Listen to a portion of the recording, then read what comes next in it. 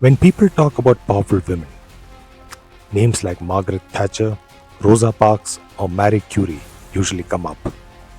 Great women, but Indian history has one who answered an invasion notice with a battlefield invitation. Meet Nayika Devi, the queen who looked at Muhammad Ghori and politely informed him that Gujarat was not on his conquest itinerary. Because in 1178, Ghori marched into Gujarat expecting treasure, surrender, and an easy victory. Instead, he accidentally scheduled himself for one of the worst beatings of his career. And this wasn't just another invasion. Nearly 150 years earlier, Mahmud of Ghazni had plundered the sacred Somnath temple, leaving a wound that Gujarat had never forgotten. Now another invader was marching towards the same land. Many feared history was about to repeat itself, but destiny had other plans. Because waiting for Muhammad Ghori wasn't another frightened kingdom. Muhammad Ghori had conquered Sindh and Multan. Confidence? Through the roof. Ego? Higher. Humility? Currently unavailable. Looking towards Gujarat, he probably thought, another kingdom, another victory, another line on the invader resume. He couldn't have been more wrong. Gujarat was ruled by the Chaulukya dynasty from its capital at Patan. King Ajaypala had died a few years earlier, leaving the throne to his young son, Mularaja II. Until the boy came of age, the kingdom was governed by his mother. To Ghori, this looked like perfect timing. A kingdom led by a woman, a child on the throne, political uncertainty. He saw weakness and smelled blood. Nayika Devi, on the other hand, saw an opportunity. Ghori sent the queen an ultimatum. Bring your young son. Bring the royal treasury. Present yourself before Ghori. Surrender, and perhaps the people of Gujarat would be spared. Bold strategy. Legendary even. Unfortunately, he had sent that message to the wrong queen. Ghori believed that no woman possessed the courage to face him in battle. History was quietly preparing a rather embarrassing correction.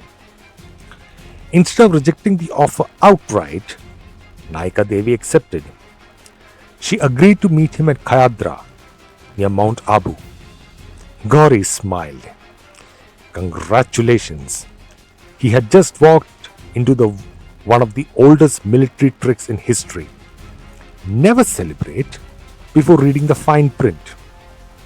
Before the battle, Nayika Devi rode before her assembled army. She reminded them that they were not merely defending a kingdom. They were defending their families, their temples, their faith, and the future of Bharatvarsha itself. Today, we do not fight because we seek war. We fight because war has come to our doorstep. Stand your ground, she thundered, and remind history that Rajputs never surrender. Jai Shambhu, Jai Shiv Shankar. The armies clashed at Kayadara. Ghori arrived at Kayadara expecting a surrender ceremony. Instead, he found several thousand heavily armed reasons why that wasn't going to happen. The hills echoed with the cries of Har Har Mahadev. The trap had been sprung. War drums thundered, elephants charged, arrows darkened the sky, and the Ghurid army collapsed into complete chaos. Ghori had spent the entire campaign believing he was fighting a frightened widow. He had seriously underestimated a queen. That mistake would cost him dearly. The Ghurid army broke. Thousands fled. The retreat turned into a rout. Pursued all the way up to Multan, the invaders abandoned the field in complete disorder.